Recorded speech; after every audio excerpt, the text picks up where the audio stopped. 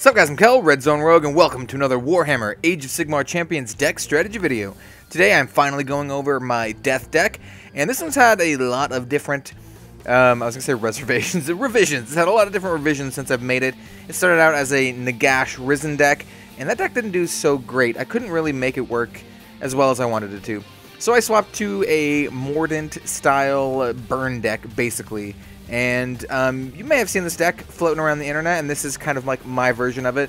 There aren't a whole lot of versions because the card pool is pretty limited right now. But without further ado, let's jump in and I'll show you what it's about. Alright, so let's talk about the champions first. And this is kind of like the most important part of the deck because the champions really matter. And we are running two Abhorrant Ghoul Kings. This is probably the most important card in the entire deck. What he is a vampire champion, which doesn't really matter. His quests are pretty hard to complete, actually, so you need a Mordant, and then an ability, and we're not going to be running enough Mordants to complete all these. I mean, we're only running 6 in the entire deck, so it's going to be very difficult to complete our quests, but that's okay. We don't really need it as much, and the other two champions we're running are a little bit easier to complete quests with. And what he is, he's a warrior wizard, which is pretty good. We are running 1 spell in the deck. He gives us a +0, or just a 0. He does cost 8, which is kind of a lot. So, you know, between these two, that's 16 of our total 20. And then he says, the most important part right here, it says, increase damage done from highlighted Mordant champions' abilities by 1. So that's specifically abilities, and it boosts the damage by 1. And we're running 2 of these. So what we're going to do is we're going to put these 2 guys on the side, and then the next guy is going to go in the middle. And so any ability that this guy does, the middle guy, will be boosted by 2. One from him, one from him. You always want to make the setup like this, otherwise this deck doesn't really work. The next champion is also fairly important. This is the Crypt Infernal Courtier. He is a Mordant, which is very important for the abilities of the Ghoul Kings. And he's a lot easier to complete the quests, but he's pretty slow. It's just unit, and then damage. And then he has a heroic act of deal 1 damage to your opponent. Once again, he has a 0 modifier for health. So, we're starting at the base amount right now, and then he has a 3. So between these, that is 19 out of our 20 total points. So, which means we can only run the Skeleton Champion as our final champion. And once again, pretty basic unit, ability, unit. And we do have a modified +1 on our health. So that means we're going to be starting out with 1 additional health than normal. And you're always going to be doing it like this or like this. He really needs to be in the middle for this deck to work. And I have had a lot of success on the digital app with this deck, and a lot more than Nagash, let me tell you that. And yeah, let's go over the blessings next. So honestly, the blessings are pretty interchangeable for the most part. Well, that's not true. Basically what I'm trying to say is the blessings aren't super important because we're not going to really complete our quests all that often. Maybe once per game, maybe twice if it's a super long grindy game for whatever reason. And so for that reason, we want our blessings to be pretty impactful when they flip over. So this is Cloak of Mists and Shadows. This is kind of one that is iffy. There's a couple other ones you could swap out for this, but this is the one I've chosen to use for the time being. And what it is it says increases damage done from this champion's abilities by 2, which is pretty good, especially if your opponent is able to lock out your main damage dealing champion. If this is on a different champion, then you can still get this +2 buff, which is pretty nice. Or if it's on your main damage dealing dude, your Crypt Infernal Courtier, then it's boosted by an additional 2, so that'd be like a +4 to any ability damage that you do, which is pretty crazy. It also has this heroic act that lets you swap the position of the champion controlling this blessing with a highlighted champion, and then you get an additional action this turn, which is pretty sweet. So you can basically do that for free. Not much else to say. It's kind of iffy because if it's on a champion that you're not really going to use it on, then it might do nothing for the entire game, where the other ones at least have some impact. So the next card we have is Turmoil of Souls. This is pretty simple. It just does 4 damage to your opponent, and they have to shuffle 2 cards from their hand into their deck. Just instant 4 damage and card denial. Pretty good. Not the best, but it can be very handy, especially in closing out the game and dealing the last couple points of damage you need to do. Next up we have the Orb of Immortality. This is a really good one, especially if the game goes long or grindy, especially if your opponent's running like healing spells or healing abilities. And it says, you know, it's a blessing, it's a passive. It says, ignore any damage from a highlighted enemy or ally that would defeat you. Instead, gain 4 health and expire this blessing. So you don't go to 0 and then gain 4 health. You just ignore all the damage and then gain the 4 health, which is pretty nice. And this is one of the starter deck exclusive blessings. Pretty good one. And then finally, we have Supernatural Horror. Very, very good blessing. It's just highlighted units are dormant. Keep in mind that just says units, not spells. So if they are running a heavy spell deck, then it doesn't do a whole lot. But you see a lot of heavy unit decks these days, and this is very, very good against them. Gives you a lot of time, especially if you just need to draw some more cards to get the cards you need to deal the damage to win. And before we get started with the rest of the deck, I do want to say that this deck is fairly easily counterable. It's a very powerful deck if your opponent has no means of countering it, but a lot of damage reduction champions, there's some pretty powerful order champions that just reduce damage, they can counter this strategy pretty hard, so you really have to pay attention to what's going on and position these in a way that hopefully you don't have to deal with that.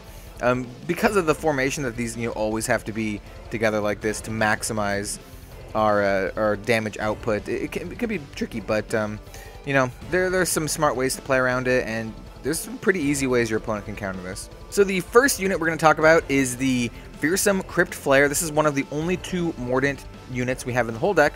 We have another one, and we only run 3 of each of them, so we only have 6 total. So it's, like I said, it is pretty hard to complete the quests for our Ghoul Kings, at least for 2 of them.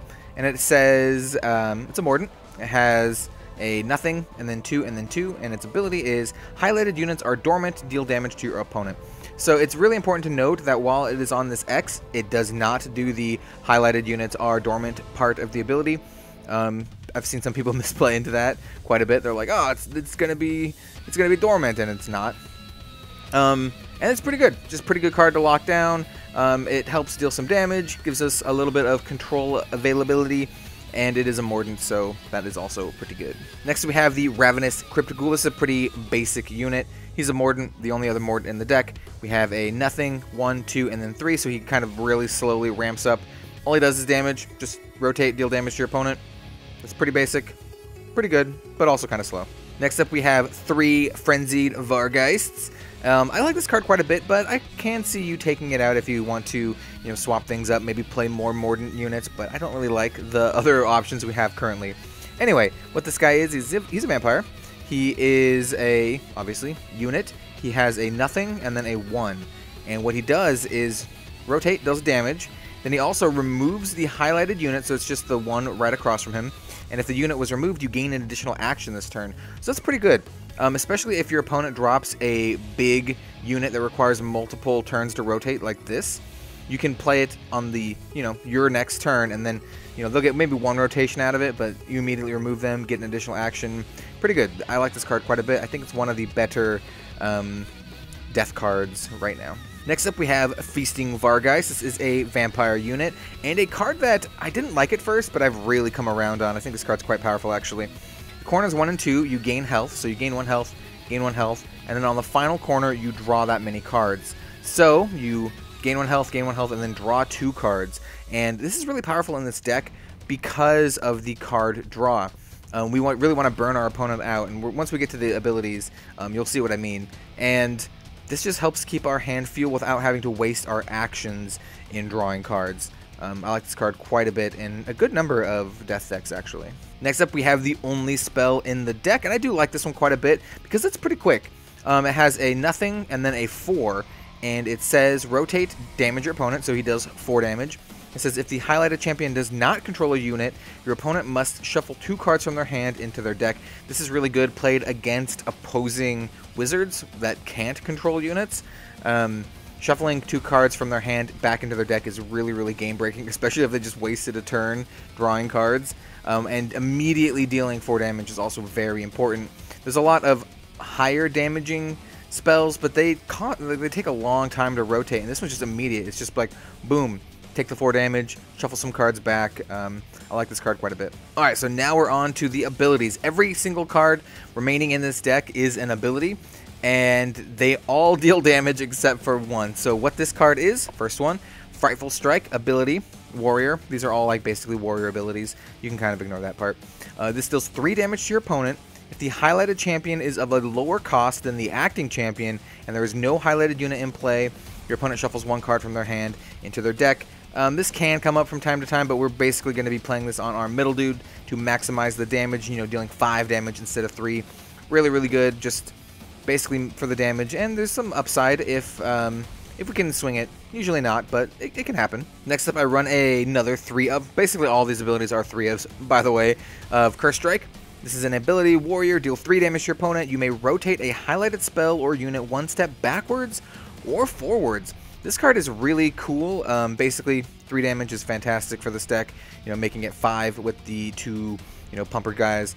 And being able to rotate a spell 1 unit back is absolutely awesome, especially if it's like a really long spell that does nothing for most of the turns, and then on the final one deals like the 7 damage or the 14 damage or whatever it is.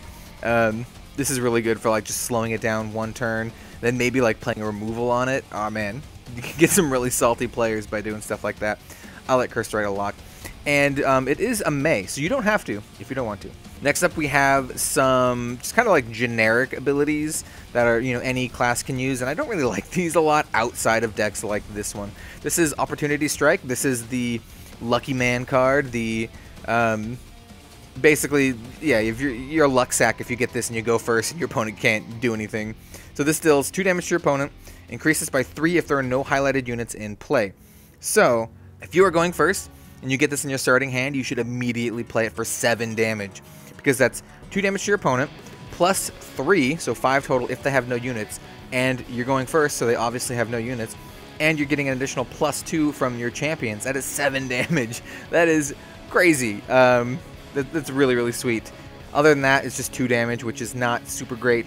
It'll be 4 with our bonuses, but still, not too bad, and you can get really lucky. You can even like kind of play around it, like wait until your opponent maybe has no cards in their hand and only units on the field, and they have to draw, and then, you know, you can kind of get them that way. But usually it's just going to deal 2 damage, or 4 damage.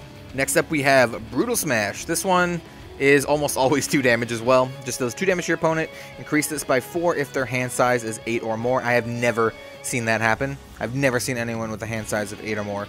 But, you know, dealing 2 damage plus an additional 2, so 4 total.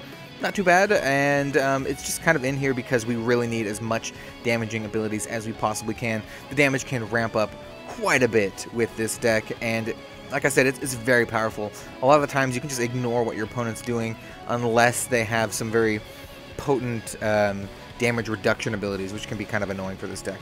Or some life gain, I suppose. And the final card we're running helps us deal with those pesky damage reduction and life gain cards. This is Devour. It says remove a highlighted spell or unit, shuffle 1 unit from your discard pile into your deck. That is not a May. You have to shuffle 1 from your discard pile into your deck, which is like, it's like a whatever kind of thing. But being able to remove a spell or unit is fantastic, especially if it's like a unit or spell that reduces all of our damage by a potent amount, especially if it's one targeted at our main damage dealing champion. Devour is a fantastic card. It's also one of those really good ones where if it's a really long rotation, sorry, I was trying to focus on Lily's face. If it's like one of those cards that has all 4 corners and they're waiting to get to the final corner, just devouring it right before it rotates is so sweet. And there you guys go. That is my Burn, Mord, Death deck. Death, Burn, Mord deck. I don't know. Some combination of those words. This is the deck that I've been running on the app. It has been doing very well on there, though, you know, take that with a grain of salt. There's a lot of people trying new things on the app, just like I am, and, you know, with varying levels of success. But I do think this deck is quite powerful. It is definitely one of the standout archetypes in the game, at least right now, especially with the double Abhorrant Ghoul King. Really, the middle guy can be any Mordant champion that is, you know, 3 or less, basically. But I like the Crypt Infernal Courtier with the 1 damage ability. I've actually killed many people with this heroic 1 damage ability when I have 1 burn spell in my hand, play it, deal them 5 damage, and then the additional 1. Let me know what you guys would like to see next. Well, basically, I'm doing a Chaos deck next. I've also been having a little trouble building Chaos decks, so I'm going to be tweaking with it over the next week or so, and seeing what I can make that's actually good. I feel confident with all of the decks that I put out so far that are pretty good with even with the Gordrak nerf. There's the Gordrak nerf. So like even the Destruction deck and the Order deck that I've already put out on the channel, I think those decks are pretty powerful, and I think this deck is also pretty good. So yeah, trying to come up with a good Chaos deck.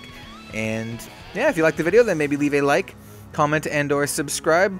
I think that's my spiel. Have a good one all, and I will see you later.